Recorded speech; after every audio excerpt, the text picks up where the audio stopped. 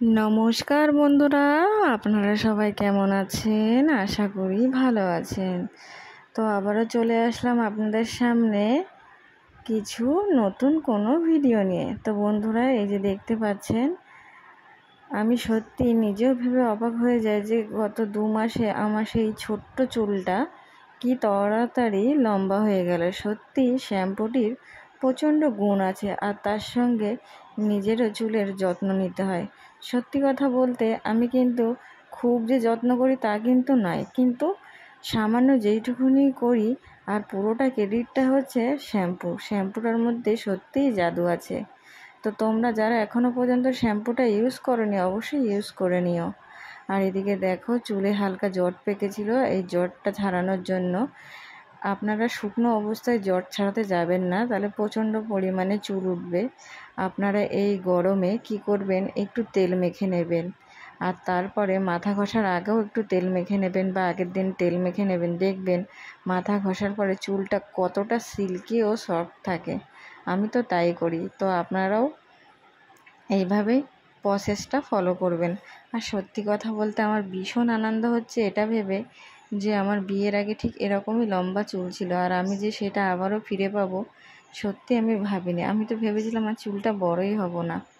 আমিও কিছুদিন পর চুলের একটু গোড়া ছেঁটে নেব। একা পারি না, কিন্তু তবু দেখি হয় একা করব, নয় কারোর দ্বারা একটু চুলটা হালকা করে গোড়াটা ছেড়ে নেব। আজকে না, তবে কিছুদিন পরে, কেন ধারালা কেচি দিয়ে কাটতে হবে।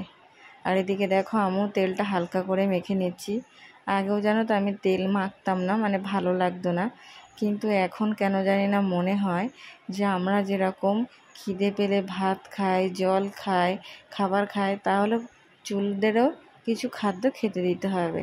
আর তার মধ্যে উপযুক্ত জিনিস হচ্ছে তোমার তেলটাও মাস্ট। তেল না দিলে চুল বাড়বে কি করে বলো?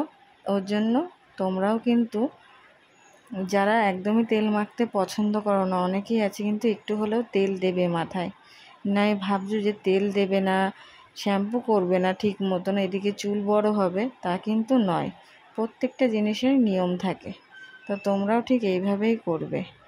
আমি যেভাবে প্রসেসটা করছি তোমরাও দেখবে ফলো করবে, তোমাদের সত্যি উপকারে আসবে। আর এদিকে দেখো, এই তেলটা প্রায় শেষের দিকে। আমি আবারও নতুন একটা তেল কিনবো, আর কি ইউজ করি না করি নতুন নতুন টিপস নিয়ে তোমাদের সামনে চলে আসব। চুল বড় করার আর একটা উপায়ও তোমাদের সামনে নিয়ে আসব। সের জন্য তোমরা অপেক্ষা করতে থাকুন। অন্য কোনো ভিডিওতে তোমাদেরকে জানাবো যে আমি কি ইউজ করছি। আমি জানি বন্ধুরা, তোমরা আমার ওপরে প্রচণ্ড পরিমাণে রেগে আছো যে আমি প্রতিদিন ভিডিও দিচ্ছি না। তার কারণ আমি সত্যি খুব সমস্যার মধ্যে দিয়ে আছি।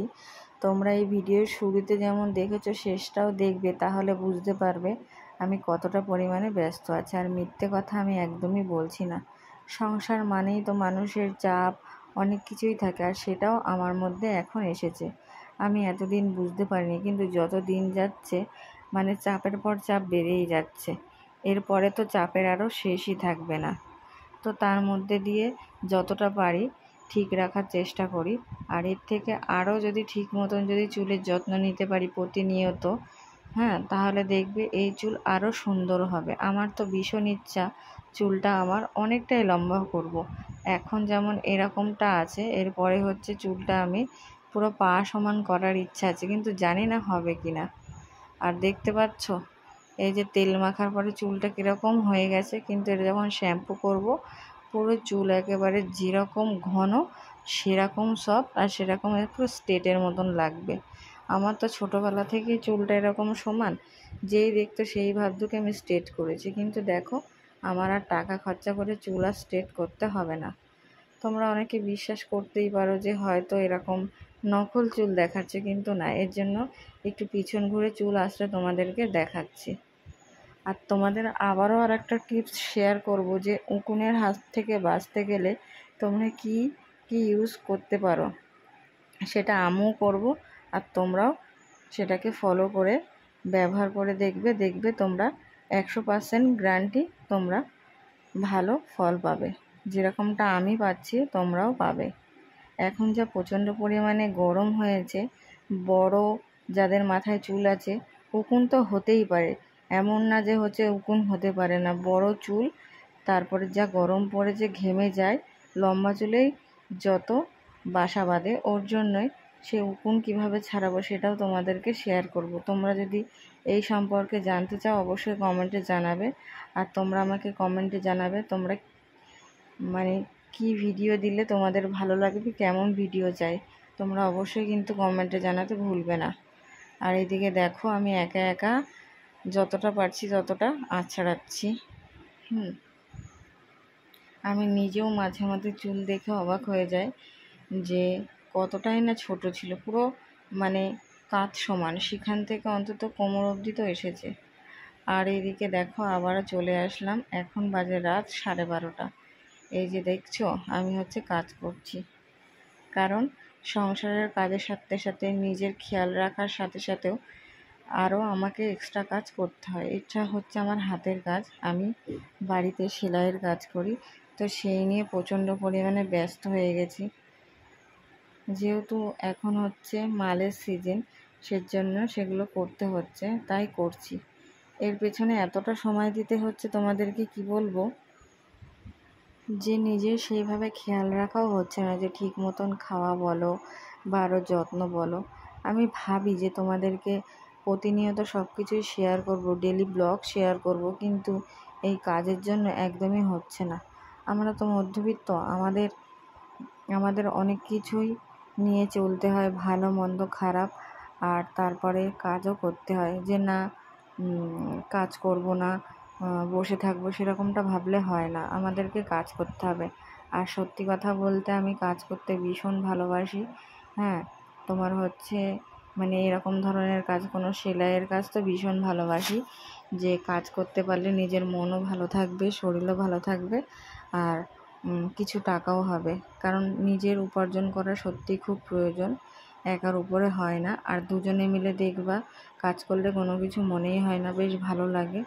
সবসময় এইভাবে চলার চেষ্টা করি, আর তোমাদের ভালোবাসা ও আশীর্বাদ থাকলে সব কিছুই পারবো। কিন্তু ভীষণ ভীষণ ব্যস্ত। দেখো তখন রাত বাজে 12:30, তখন আমার এইগুলো মানে কমপ্লিট হয়ে গেছে, সেগুলো গুছিয়ে নিচ্ছি যাতে সকালবেলা উঠে মানে এই কাজগুলো করতে আরও তাড়াতাড়ি হয়, সেজন্যই।